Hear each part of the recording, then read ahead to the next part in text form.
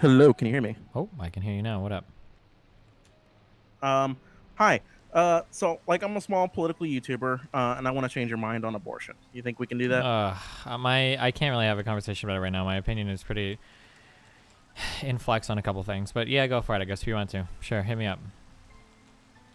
We'll be approaching it from different angles. Okay. So the first thing I want to do is get some things out of the way. I want to make a disclaimer that we're going to be talking about a touchy issue. Some of the arguments that I provide really reflective of what I actually believe, but are simply provided in the interest of strengthening the argument or furthering the debate. Okay. Okay. I support the legal right of a person to get an abortion because on a societal level, we fare better economically and criminally if pregnancies can be planned for.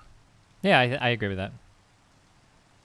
I was thinking you would disagree with that. That kind of just ruins everything now, doesn't it? Fuck. Well, fuck. I don't know how much you've heard, but I'm very much in favor of legally of abortion. If for no other reason than because it literally can't be regulated. Like if somebody really wants to get an abortion, you can't stop them from doing it. So it seems even dumb to enforce it like that. Sorry. Fuck.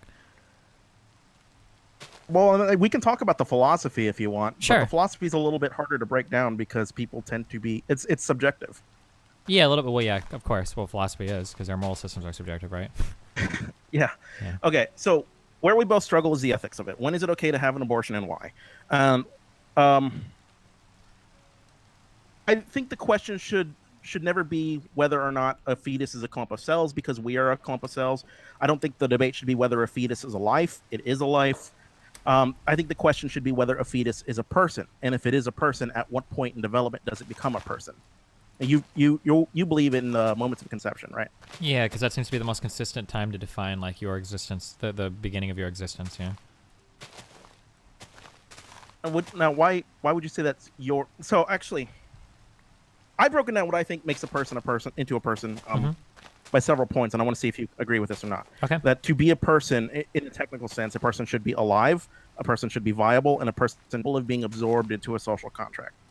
Alive. Yeah, probably. Yeah, for sure. Viable. What do you mean by viable? By viable, I mean capable of surviving outside of a womb with or without the aid of technology. Um, Capable of surviving outside of the womb. I feel like we're kind of begging the question if that's included in the premise. Do you think? Because I mean, you kind of like win the argument de facto if I accept that, because obviously a fetus, by definition, can't survive outside the womb, right? I mean, I would say that a violation of any of these tenets in terms of philosophy could revoke personhood, and by Sure. that criteria, it's not considered a human life. Sure. I feel like I feel like when you say viable, I feel like you're using that as a proxy for something else. So let me ask a question to find out. So like, if a person has to live on dialysis, you wouldn't revoke that person's personhood, even though they need technology to survive, right? Well, I mean, capable of surviving with or without the aid of technology. Sure. So is it really just because they're a fetus, or does it have more to do with violating the autonomy of the woman that you're like kind of like a leech of or whatever, or is that more that the thing that in terms of the viability argument? It's a little bit of both, but I think generally we already accept that there's a difference between a fetus and a born person in terms of what makes them a person. Well, I would argue to that. demonstrate this, I Sure, go ahead. Go ahead. only hear your argument. Or well, I was gonna say my argument against that is I would say that like that it has to be something more than that, because if we take somebody that is born and we take them like 5 seconds prior to them like breaching, I don't think that most people would be comfortable with saying like this is absolutely not a person, and then at the moment of birth they've become a person. So I would argue there's got to be something more different. This is why we usually draw lines for like third and second trimester stuff, Sure, but you can actually extract a fetus from a womb and it still be capable of surviving as a fetus. Like it could still develop. I mean, at this point, it's a person. And I think C-sections, not all pregnancies actually result in live birth, and you can still have a baby out of it. Sure.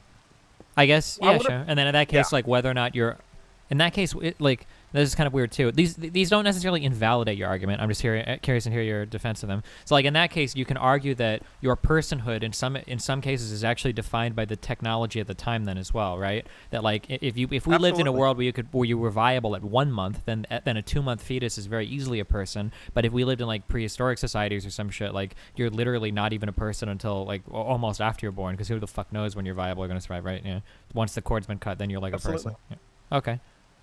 And this was what I talked about, like with the issues with moral relativism and how our standards for what makes a person change over time. Mm-hmm. There was a time when black people weren't considered people Sure. in the same sense as white people. So figuring out that point's important. But I want to propose a thought experiment, if you'll allow me. Okay. I'll allow you. To demonstrate to you and to most people who are watching that we don't consider a fetus a person at the moment of conception. And we'll use this as an example. Let's say that we have a petri dish. Mm-hmm. It's a petri dish with a fetus developing in vitro, and we also have a living, breathing child that's already born in a crib. And there's a fire that breaks out, and you can only save either the petri dish or the baby. Which one do you save and why? So I'm uncomfortable with these examples for a number of reasons, but the most pressing reason is because it's in my interest to lie to you in order to win the argument. Because I've actually heard this framed a different way. I mean, in answering yours, I would very easily answer that I would save the baby just because I know 100% that it's already born. Whereas, isn't it like up to 20% of women miscarry in the first trimester? It's a very surprisingly high number. Most people don't even realize it. They just have like a heavier period and they didn't realize. Oh, just before like this 25 weeks, survivability is just generally a question. Yeah. But I mean, I was proposing this question because if you believe that life begins in a moment of conception, in fact, let's even take it a step further. If you save the petri dish with the fetuses in vitro, there's a 100% guaranteed survivability of them. Now, which do you save? 100% I mean, guaranteed chance of survival. You're really just like weighing one or the other. I don't know, like what you. I mean, I'd probably maybe the petri dish because it's easier to carry out. I mean, the way I understand what you're getting at. The way that I hear this thought experiment done before in a little bit more, I think to strengthen your position is usually if there's like a burning building and you could run out with one living baby versus 50 petri dishes that have like embryos in them, which would you choose? That seems to be like a more compelling version of this because now you're really weighing. Yeah. Well, we can go with that, but it would never be a contest with me. I'd save the baby every time because I think there's a difference. Yeah, and then someone in my position would have to say I would save the petri dishes because it's 50 lives, and even if some of them don't make it, like statistically speaking, you're saving more than one life. Absolutely. Right. Yeah. And I guess I would argue that the petri dishes would be more compelling to save because you've got like 50 unique people there as opposed to the baby, which is just one unique person. Yeah. Or one person. It's actually interesting when people like comment that they're going to save the baby because it kind of implies that a person's only a person based on geographic location, which is it's an odd self-defeating ideology. Wait, what do you mean by that? It's somebody who's pro-life that says they'll save the baby instead of the petri dish, then they're basically ceding that they've made a decision that one is more of a person in a technical sense than the other, and it's purely based on geography. What do you mean by geography? I mean that if the petri dish is in a petri dish and not in a pregnant woman, then it's not a life worth saving in that sense. Gotcha, I understand. Sure. Yeah, I can understand that, yeah. So actually, I'm curious then. How do you feel about physician-assisted suicide? 100% in favor. Assuming that, like, under reasonable circumstances. I'm assuming you're not going to ask me any dumb questions like, well, what if someone tricked the guy into killing himself, right? Like, if a person wants to end their life, then they should have the option to do that, I think. It's like one of your greatest controls, I think, over yourself is a decision to end your life. I don't understand why you would ever take that from somebody. So you have a right to death and you have a right to life, but wouldn't the right to life necessarily... Like, you wouldn't arrive at a right to death unless you had a poor quality of life, right? I don't know if that's necessarily true. It would be something that would be left up to the person, not evaluated externally. I would, in general, I would agree with you that the person's perception that their life isn't worth living it outweighs any desire to live. Yeah, so in general, I would agree, but I don't know if I can make that as an absolute statement. Because everybody's tolerances are different or something, right? Like, yeah. Sorry. Okay, go ahead. Different, but I mean, do you find it unique that we could morally justify ending another human being's life on the basis of their life quality, but we couldn't morally justify ending the life of a fetus for the same reasons. No, so this is why I draw the distinction. What you're talking about is physician-assisted homicide, which I think is different. So, like, for instance, like, I'm in favor of somebody making the decision to end their life if they want to. I'm not in favor of somebody else making that decision for them, right? I think that would be a key difference between, like, abortion versus somebody saying, okay, I want to die now, right? Suicide is a choice that's generally undergone by an autonomous person capable of consenting to that decision, and then a fetus is not. Where do you fall under the Terry Schiavo debate? You remember Terry Schiavo? That chick needed to die a long time ago. That was fucking horrible. I felt so bad for that family. But how do you reconcile this? Because she's dead. Oh, she's brain dead. She's physically alive. She's got a family saying her wishes were to be kept alive, and a husband saying her wishes were to die. How do you roll on that? I don't think it's comparable to a fetus at all. Like, a fetus is a person that is in the process of growing and becoming a person and has the potential to. Terry Schiavo was dead, 100%. I consider death at brain death to be death. Like, you can keep a body alive. I don't know how. I imagine you could keep a body alive indefinitely, no? If you transplant enough organs. Maybe. But, like, once the brain is dead, you're dead. That's what I would consider death. Wouldn't have a problem with abortion if a fetus were likely to be brain dead, had some sort of no. And I would go farther than that. Like, if the mother's life is at risk, I would argue that abortion is totally, like, even morally, if I was a moral person, I would argue that, like, yeah, even morally, you can be okay with aborting somebody if there's a chance of the mother dying, even if it's not 100%, if there's a chance of the mother dying, just because the mother's life is guaranteed to be there, and fetus is always iffy. And then, yeah, if there's, like, severe, I don't know where I stand on things like severe Down syndrome or something like that. I don't know. I'm a little bit, I don't know. I could be swayed either way on those. But if the fetus is, like, irreparably brain damaged or something too, like that child in the United Kingdom, like, that child was probably needed to be destroyed as well, because that dude was way fucking dead. State making the decision over the parents. Yeah, but I don't see that as the state making the decision. It seemed more like the state was acting as a representative of the child who had none, because obviously parents, own children. And I think in that case it was important for the state to intervene because the parents were fucking crazy. Gotcha. And to be really clear, let me just, for like 2 seconds, because I know people listen and have political opinions. From my understanding, that child was super fucking dead. Like, its brain was literally fucking mush, and there was no indication that it was going to get any better, that it was going to get worse and worse and worse. I want to say it was a mitochondrial disorder or something crazy that was, like, turning that kid's brain into literal fucking mush. And the idea that even if they had a magic pill that stopped the disease progressing at that point, that child was already beyond fucking brain damaged. So that's why I was in favor of the state stepping in and saying, like, yo, like, you need to unplug it. Like, this is really, I guess because we believe in ethics generally in society, this is really unethical. Yeah, okay. Destiny doesn't understand the UK situation not to be commenting at all. Link me something that disagrees or fucking off yourself, you stupid fuck. I need you to give me a source that just disagrees with what I said, because there were two different neuroscientists that made, like, published, like, there was a published statement talking about the state of that child's brain, and that child was beyond fucked. That child's brain, like, half of it was literally fucking mush, and they were trying to, like, indefinitely prolong this child's life, waiting for a literal biblical miracle to bring this child back from the grave. That even if they'd managed to 100% cure the disease, which there was no even inclination that they could do, that child was still beyond brain dead forever. Like, it was completely fucked. So if you have, like, something that disagrees with that doesn't come from fucking Breitbart, I would love to see the link, Luke Davis, because I know a lot of you centrist dumb fucks, like, hijacked that issue and turned it into some freedom of whatever bullshit, but it wasn't. That child was beyond fucking dead from everything I was aware of. Okay, I'm sorry. Single-payer healthcare fear-mongering.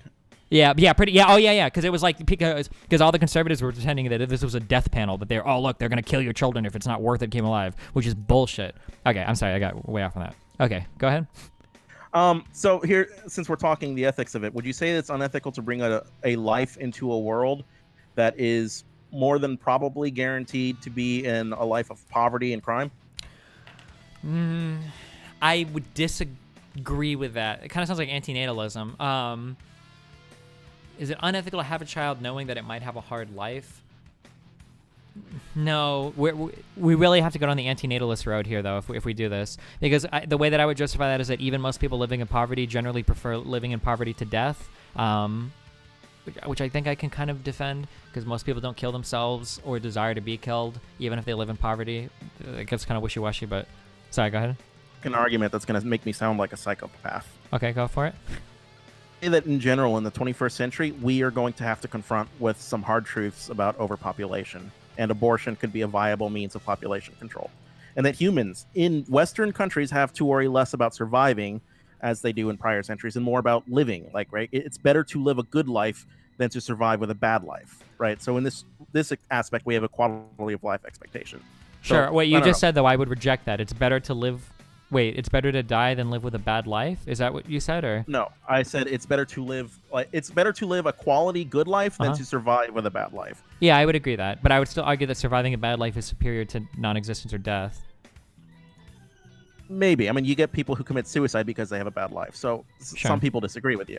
Sure. Some people do, but I would argue generally people don't, because suicide rates are still low. It's not like 50% of people are They killing don't have themselves. the balls to off themselves. That's possible. That's a valid thing. You could argue that they wouldn't want to live, but they don't actually have the courage to kill themselves. That's possible. I guess we would have to start digging into empirical data on that.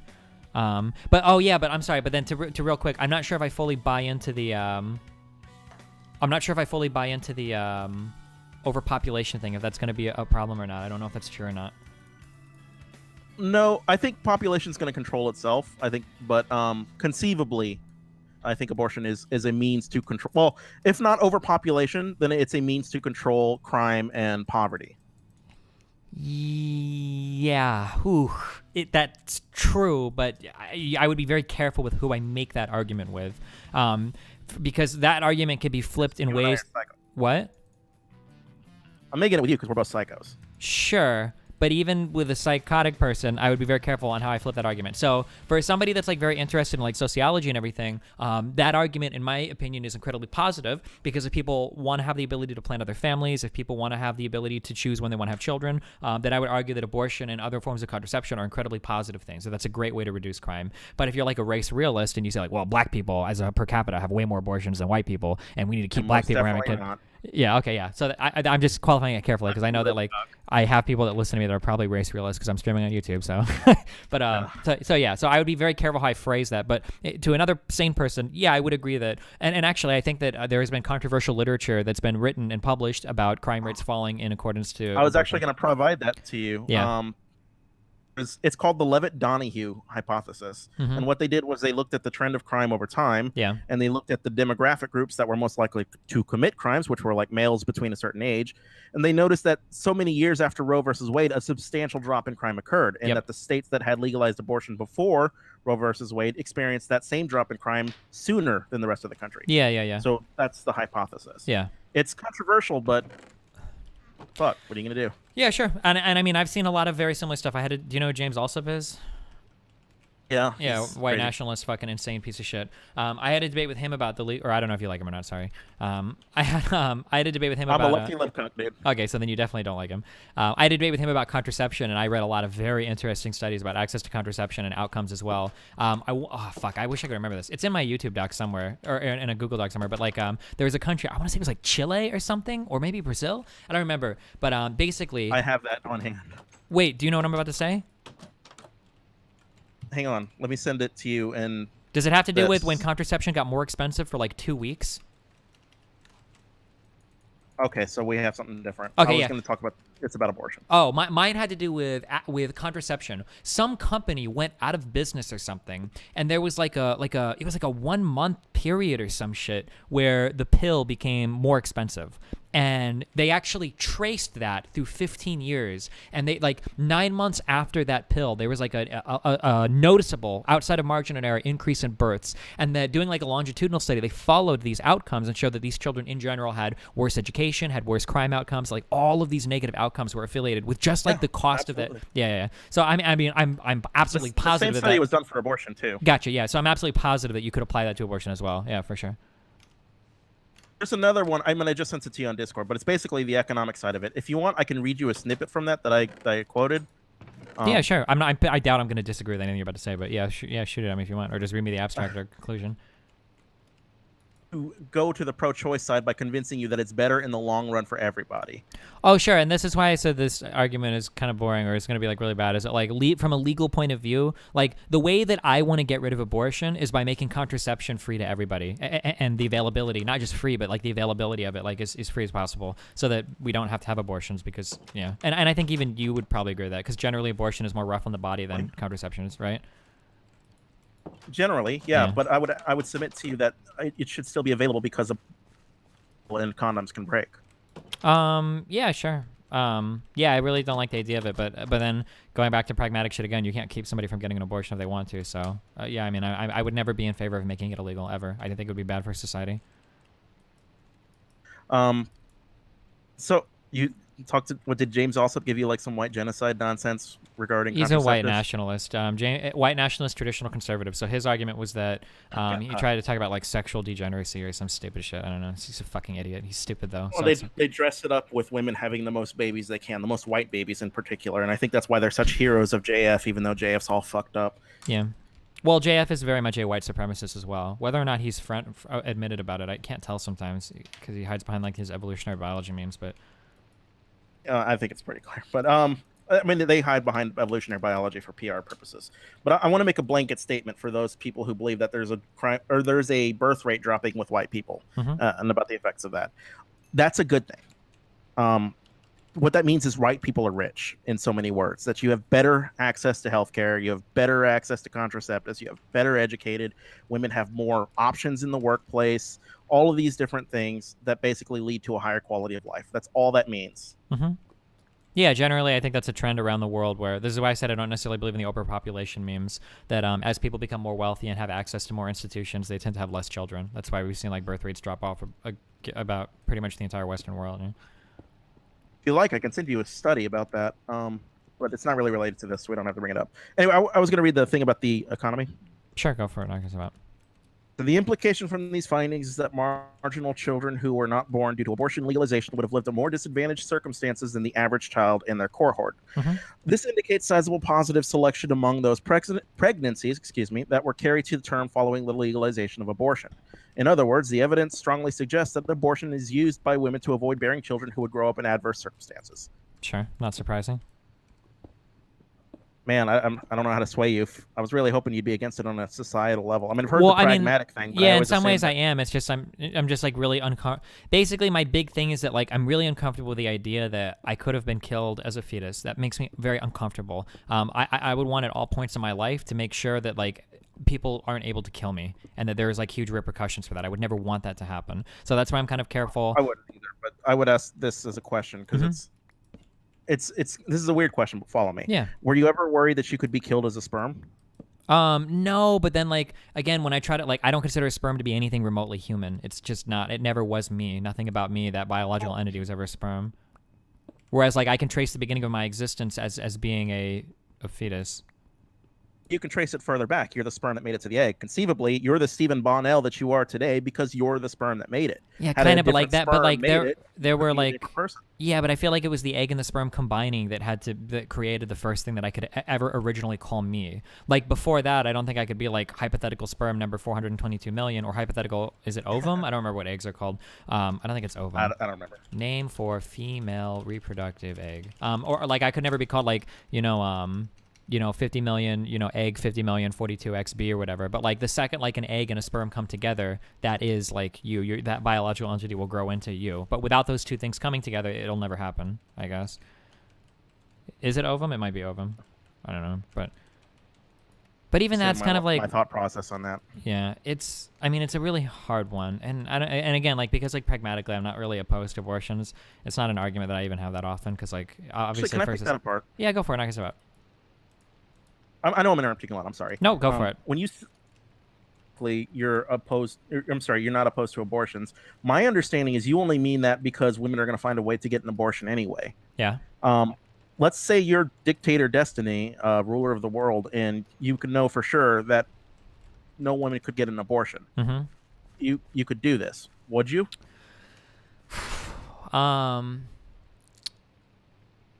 If I had the ability to do that and guarantee outcomes for the kids, maybe at that point I would be. So like, let me give an example. So here's something that I'm very frustrated with. Conservatives tend to be pro-life, but they only care about it up to the moment of birth, and then they could give a fuck less about it. So if I was a dictator that had the resources to ensure that if you had delivered a child, you could immediately give it up to adoption to the state, and the child could be cared for and like would grow up and have like reasonable expectations of living a decent life, then I would be okay with it. But I don't think I would be okay being a dictator saying something along the lines of like, oh, well, you must care for this child up until it's born, and now that it's born and you didn't want it, like you're super fucked. Or maybe maybe I'm not. I don't know. I would have to think about that more actually, because I wouldn't accept that argument if a parent wanted to kill their 6-month-old child. I wouldn't say, well, if yeah. So I wouldn't be okay with that. Because there's a difference between a 6-month-old child and a fetus. Well, no, I don't necessarily think there's a difference. That's the thing. Because if I say like it's okay if you really want to have abortion because you can't afford it or whatever, then that's fine. But you could very much run into that issue with like a 1-year-old or a 6-month-old as well, and it's like, what right do I have to tell you that you have to suffer and deal with a child or whatever? I don't know. Submit that you don't want to force women to give birth and give children up for adoption because it's physically and psychologically taxing on the mother and taxing on the baby and financially taxing on the state, who now has to take care of this kid that nobody wanted. Sure, but I mean, like, the same could be said of a child as well. It's physically taxing, it's mentally taxing, and it taxes a lot of areas of your life. Maybe not the exact the physical act of giving birth, but like the enslavement that you have to suffer afterwards in a capitalist system where you must work to provide for the child is arguably worse, depending on who you are. So, I mean, I would say the economic return of investing in that child already born would be greater than the economic cost of just giving women the option to an abortion. Well, that really depends. We'd have to get into class arguments at that point, because if you're lower class, that's probably not true. If you're upper class, it probably is true, right? I think you would want them to be lower class, right? That would decrease the cost of goods. Yeah, but lower class people tend to take more out of the economy than they pay in, at least in forms of taxes and whatnot. I guess they're maybe a larger consumer base, although I'm not even sure if that's true. But so, how much fiscal burden should the state put resources to take care of the circumstances of unwanted children? That's a really hard one because it depends on how much the system could bear. I don't even know how to answer that in regards to healthcare. I would need to know more. I would need to know so much more in economics. Like right now, I don't think that it's ethical in the U.S. that we have like homeless people or people that don't have healthcare. I think that that's a great issue that we should take care of. So, I mean, like ideally, I would like to say that we should be able to provide for children that are unwanted as well. I just don't know how realistic it is. And like education and shit should also be provided. So I don't know. Well, you see returns on human. You see returns on investment in that sense. But I mean, my argument was that it's just harder to go process than it is to just give women the right to abort a fetus. Yeah, it's easier, sure. But I could very easily extend that up to like the first 2 years of life as well. And I could probably point to this is okay, well maybe we can try to out psychopath each other. I could probably give you better outcomes as well if we allow people to execute the child up to 2 years in age. That if the mother decides that if they're getting postpartum really hard or if they can't handle the child because it's stressing them out too much, it's hurting their ability to function in the workplace, that if you had the option to execute a child up to 2 years old, you would probably see similar positive economic outcomes as a result of that as well, I would say. Do you think so? I mean, I would think so, but I would also say that it's really dependent on the specific society and what its circumstances are. Like if this is a society that's in serious danger of collapsing because there's so much government debt that it can't afford to take care of anything and people are starving in the streets, kill the 2-year-old. Mm-hmm. Psychopath you? No, I mean I'm a pretty big moral relativist, so I would agree. So, I mean, this is an ends justify the means kind of thing, right? A little bit, and I'm probably a consequentialist as much as I don't like to admit it, I think, so I don't know. I mean, I would say that you accept the premise that it's okay to kill people in order to save other people. No, I don't think so. Or kind of, but like warfare? No, so the way that I would explain this, we're getting into weird fucking philosophy memes. So, are you familiar with the concept of utilitarianism? Hey, you wanted to discuss philosophy. I was all about that economics. Okay. Do you know anything about utilitarianism? It's you do what works, right? Kind of. There's the option with the most utility that ends up making everything best for everybody. Sure. Yeah, more or less. So you've got something called rote utilitarianism or rote consequentialism and rule utilitarianism or rule consequentialism. I don't know if they call it utilitarianism or consequentialism. But the idea is that an intelligent utilitarian won't just have outcomes that are directly A and B, like beneficial to more people versus not, because what you have to do, a rule consequentialist would argue, well, we need rules that work for society. So, like, here's an example. Let's say that a rote consequentialist would argue that killing 1 people to save 4 is always good because I'm a consequentialist and I can see that it's a higher consequence. But a rule consequentialist, then you normalize doing that. Yeah, a rule consequentialist would say, well, hold hold on, we need to make a rule that works for society. In a society where one person can be killed to save 4, nobody would ever go to the fucking hospital because they're going to be worried that they're going to be fucking executed for their organs to be harvested. So this rule doesn't actually work. So even from a consequentialist point of view, we can't necessarily sacrifice 1 to save 4. So I think I fall in that camp of rule consequentialism, where like I would agree that we should optimize for society, but we have to do so in ways that everybody feels like they're optimizing for society, and you don't leave people feeling like they don't want to participate in society because the consequentialist shit fucks them up so hard, if that makes sense. Oh, this might be act versus rule. Sorry, yeah, okay. Okay, sorry, go ahead. I guess on the trolley car experiment, are you pulling the lever or are you letting the train run over 5 innocent people? I would generally not. Well, for 4. Well, I don't know about 5. I have to think about that. But generally, I wouldn't pull the lever because I don't think it's right to decide to kill one person to save 4. I'm gonna kind of see abortion as basically the trolley car experiment, just with society. Either you pull the lever and you make society better off in the long run, or you let a train run into 5 people and you increase crime and poverty and societal turmoil. Sure. And I guess I would argue that maybe because I'm still I'm a dirty liberal. I don't know if you're are you like a socialist or anything? I'm actually pretty centrist in my opinion. Okay. Well, I'm very much like still like in the classical liberal that camp. So I very much believe like in individual freedoms and rights and everything. So I don't I'm pretty big still on protecting like the rights of the individual. Yeah. Okay. Well, and then let's take this from this example, because classical liberal sense, you have to believe in a privacy expectation, right? Yeah. That you have a right to privacy. Yep. On another dimension from what we're used to talking about. It's why abortion is important without necessarily being about abortion itself. And the question is, do you have a constitutional right to privacy, which was what Roe v. Wade was about. Kind of, yeah. Was the issue. So what they did with Roe is they interpreted similar case law that implied a right to privacy, and that was Griswold versus Connecticut, which banned contraceptions. And the court found that the ability of a woman to determine whether or not she wanted to have a child was a matter ultimately of privacy, and that there is no explicit right of privacy in the Constitution. You have an implied right. Sure. But then I would argue that that's built upon the concept that the fetus isn't a person. Because if the fetus was a person, these same arguments wouldn't hold true. For instance, like you would never argue that someone has the right to privacy, so they should be able to execute the 2-year-old child, for instance, right? You would always argue that that right to privacy there. Well, I don't think the Supreme Court ever handled the fetal personhood issue. I think they basically.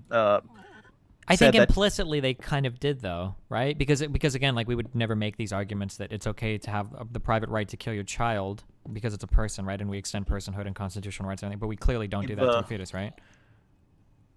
Right. Well, I think what the argument they went with was if the fetus is viable for the purposes of the law, they consider it a person. Sure. So which is essentially kind of like where we're at right now in society, I think, in terms of determining if it's a person or not. I mean, it's important because the next logical step from questions about privacy as far as government regulation goes is what kind of expectation of privacy are you going to have in the age of the internet, or what kind of bathroom can you use if you're a trans person? To overturn on a privacy basis, there might exist constitutional grounds to interfere in other instances of life where we might consider privacy. Okay. Generally. Wait, you got cut off a little bit at the beginning there. What were you saying? I'm sorry. I said that Roe v. Wade. Oh no, I'm sorry. At the very thing you just asked me a question, but like the first part of it got cut off. If Roe versus Wade was overturned on a privacy basis, there might exist grounds in the Constitution to interfere with other people's lives on the basis of privacy. That. Okay, whatever question you just asked there, that's what keeps getting cut off. Like the 2 seconds, not the whole thing, just the 2 seconds. You said something that, and then that was all I heard. Okay, so we're keeping abortion legal. No, I heard all of that. I heard all of that. It's just the last like 3 words you said is what I'm not hearing. Agreed. That's all I asked was, do you agree? Oh, do you agree with that? Yeah, with what you just said, that privacy and all of that could be a concern in the future as more and more shit is regulated? Yeah. Yeah. Yes, I agree with that. Yeah. On big philosophy memes. Wait. Are you using like push to talk or no? Shit, I don't know. I think you should use push to talk because like the first part of all of your sentences are getting cut off a little bit, like just the very like first like half second. So when you ask like a really quick or like short sentence, I like miss it.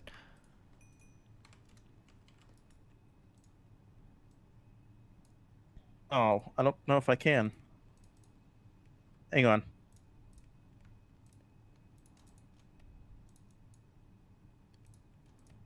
Can you hear me? Yeah. Okay, sorry, I had to set the push to talk thing. Yeah, no problem, buddy.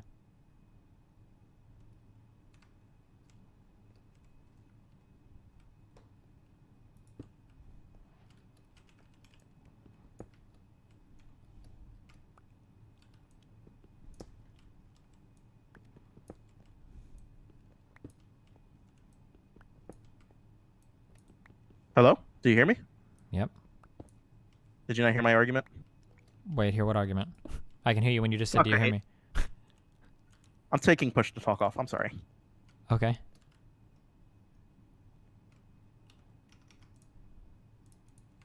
Can you hear me now? Yep. Okay. So what I argued, what traits make a person was alive, viable, and capable of being absorbed into the social contract. Uh-huh. What traits would you say make a person a person? I don't give it by traits. I just do it biologically. Yeah. Why? Wait. Explain this. So like we for the most rights extend rights to humans and I guess some to animals. And then I just define like being human as like the moment your DNA is formed. That's like who you are as a person, and then that's what kind of gets the rights or whatever. I don't do it by Right. traits at all. Yeah. But dead humans are still humans, right? There's still Well, yeah, people. but okay. So I guess I'll add more qualifiers. It's as soon as your DNA is formed, you've got that DNA, and then while you're alive or on the process to like becoming a human as a fetus, or whatever. Once you're dead, obviously, don't care what happens. Does this apply in all circumstances, or are there any situations where you think it's justifiable to revoke A person's right to life. personhood? Revoke personhood. In general, no. I mean, if somebody is like aggressing on you in certain ways, then I think you morally probably have the right to do something about it. If, for instance, if somebody's trying to murder you or maybe break into your house and steal something or rape you or something, you could revoke this person's personhood and kill them. Or I don't know if you would need to revoke their personhood to kill them, but something like that. I don't know if that's what you're kind of asking about. I was asking more about the state. Like I was going to see if, with the death penalty memes, can you reconcile being up for the death penalty and against abortion? I think you can. I don't know if I'm particularly in favor of the death penalty, but if you were to reconcile it, it would be something along the lines of people that have earned the death penalty have done something in society to earn that like you're getting the death penalty because it's an action that you've committed that's kind of revoked your right to life in the state, whereas and then a fetus obviously hasn't generally done that. I mean, this is kind of moving over to justice, judicial philosophy, but aren't you of the position that there is no such thing as free will? Correct. In this sense, why would it be justifiable to revoke another person's right to life if they're not technically in control of they're not in control of their circumstances, the circumstances that led to their actions? This gets into really weird territory where like I'm very much like anti-free will, but we kind of have to construct our systems around the idea that we have free will. There's got to be like a philosopher that's written about this, but I don't know. It's really hard to dive into this. As a necessity, I take your point. Maybe, yeah. Yeah, it's a really weird one. I don't know if we could find, like, or I don't even know if it would make a difference. I'm not sure. That's a really, really rough one. I don't know. But I understand kind of the paradox. And I think this is why so many philosophers are compatibilists, even though nobody will admit it, is like they argue that, like, well, we do have free will as long as somebody's not forcing you. Even if those choices are predetermined to some extent, it's at least you're making the choice and somebody's not, like, directly forcing you. So we'll call that free will so that we can hold you accountable as a moral agent, right? Yeah. I think you're a series of neurons in your brains, and that if we damage any part of your brain, we can change you fundamentally as a person. So I'm not even sure I buy that. Well, nothing you just said contradicts what I said, right? I'm not what you said. What you said, moral consequentialist said. Wait, what did I say that we disagree on? Sorry. Said, you have people who still find that there exists free will, even if your circumstances are formed by your environment. Correct. Still argue that that's not true. You know, the chemistry of your brain is an environment. Yeah. That well, everything yeah. about So we agree. your actions is formed by that. Yeah, of we course. agree. Yeah. So yeah, I mean, yeah, I would consider that part of your environment as well. If somebody does irrevocable damage to your brain or something, yeah. So this is the problem of being a lefty libcuck trying to debate a lefty libcuck. Yeah. We have nothing to disagree on. Like, I was really hoping I could pull you to the pro-choice side just on the basis of this by talking Sure. social aspects of abortion. But I pretty much now I'm like fresh agree. out of arguments. Yeah, sure. And like I said, I kind of agree with most of those points, which is why, like, on a pragmatic level, I don't think I would ever make abortion illegal, for a variety of reasons. So yeah. Kind of agree with me philosophically to an extent. Yeah, to an extent, it just gets really weird. Basically, like, the crux of what I would need is I need, like, a good defining point. So there's, like, two things you have to do. One argument is very hard, and the other one is quite hard. So the very hard one is you either have to say that, like, well, I believe that a fetus is a person, but you should have the right to murder it, and then here are the reasons why. And then this one is hard because then whatever reasons you give why, I'm going to apply that to young children and then ask if it holds true, and then if not, why, and that gets really difficult, I think. And then the second one, if I were to change my stance on this feels like what would be attacked is the second one is whether or not, when do you consider a person a person? But like my answer is concise, whether or not it's good or not, because like I believe that the moment you become like a zygote, it's a very strict biological definition of, well, this is your genome, this is like you're going to grow into a human, and this is like uniquely and chiefly you, more so than I think an ovum or a sperm is. So you would need to find some other better definition where like, well, actually, I think that this is the moment that you become a person. And I think that one's really hard to do as well, for me at least. Some people try to do like sentience or consciousness. Some people try to do self-awareness. Yeah, because all of these apply at some quasi-random times. Or not random, but like usually like past the age of birth, right? Something else, yeah. Yeah. So those are kind of weird too, yeah. So it seems like, and then also, I don't even really have the right to enforce this idea on anyone as well, right? Like, if I were to believe this as moral rule, I don't really think that I've got the right to enforce my morality onto you anyway. So it seems better to just leave it up. If you believe it's murder, why not? We enforce murder laws. Maybe if for no other reason, this is going to sound really psychotic. Maybe for no other reason because fetuses will never rebel. I don't know if you'll ever necessarily get bad outcomes in society if we say it's okay to murder all fetuses. The same way that we say it's okay to murder all animals. You could probably carry this on ad infinitum, and you will never have like a fetus rebellion where all fetuses or like failed abortions come together and overthrow society because of people's stances on abortion. So arguably, you'll never get a bad outcome as a result of legalizing abortion. Same thing with animals as well. All animals will never rise up and fight us. Yeah. Sorry? This could simultaneously apply to disabled people or retarded people or people with some kind of mental disability that they're incapable of rebelling. Yes. So this is why I am generally against abortion, because what you just hit on is kind of the crux of where I come from. Because everything I argue, because I think my current position, everybody tells me it's nearly, well, I'm like an amoral hedonist where I don't even necessarily believe in morality.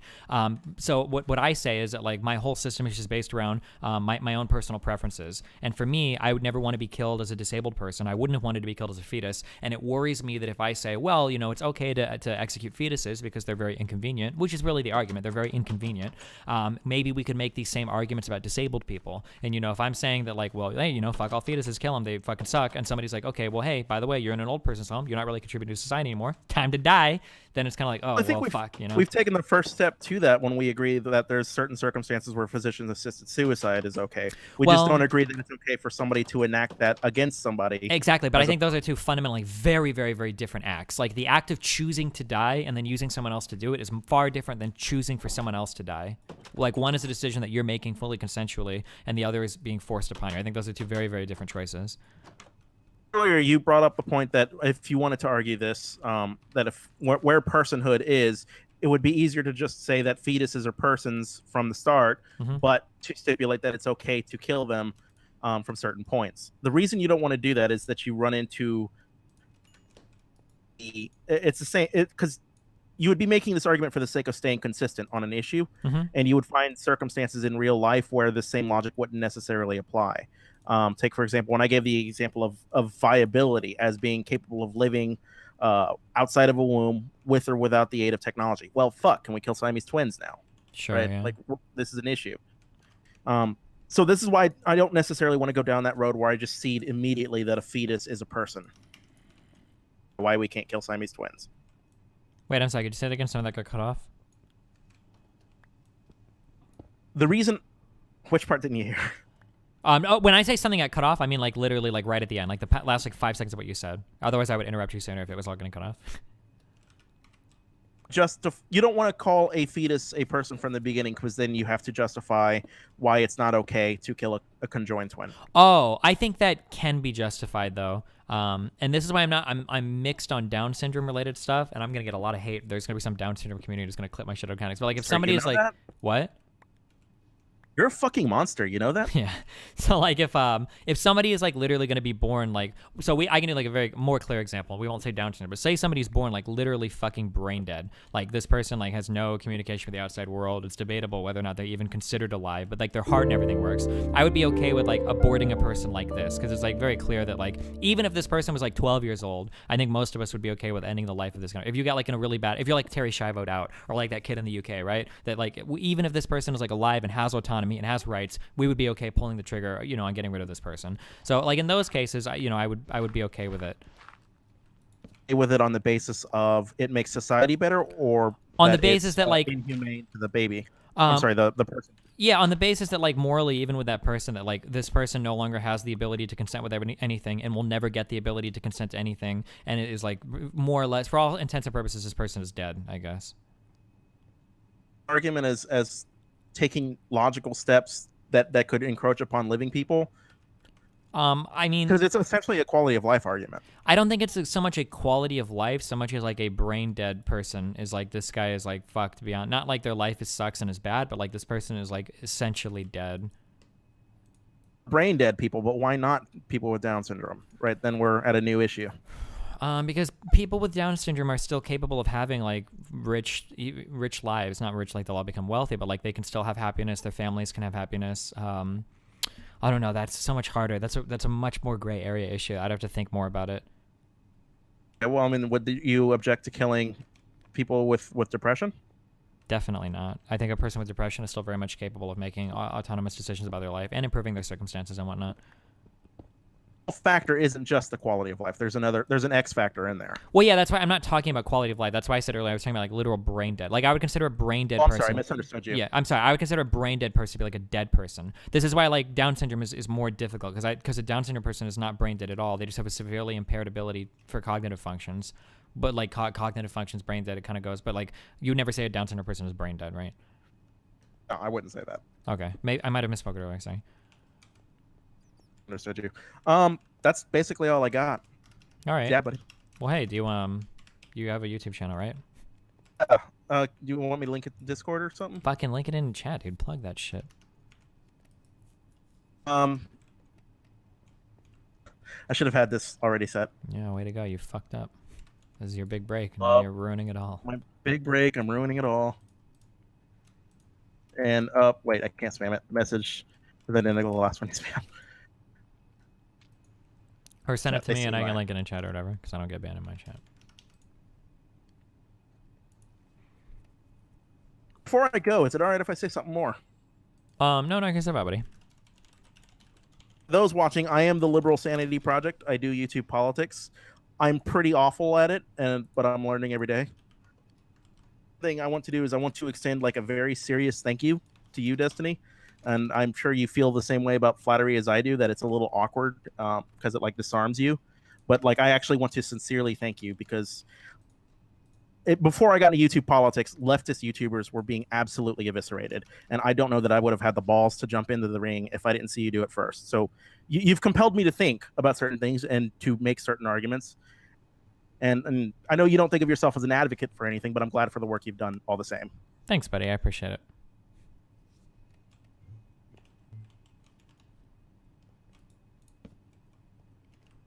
Wait, hello? Damn, did he just peace out after that? Oh, he'd left. Well.